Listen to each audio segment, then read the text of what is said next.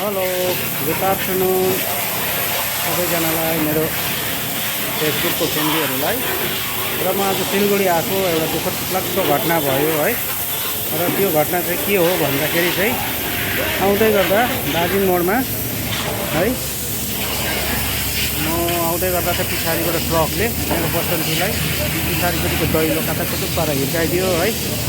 र यो के कस्तो छ म तपाईँहरूलाई देखाउँदैछु ल।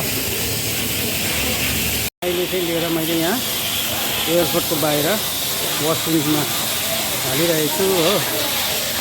र यस्तो छ, यस्तो प्रकारले हिँडिरहेको छ हो। र यो घामको छायाले त्यति देख्दैन र म फोटो एड गरेर तपाईँहरूलाई देखाउनेछु ल।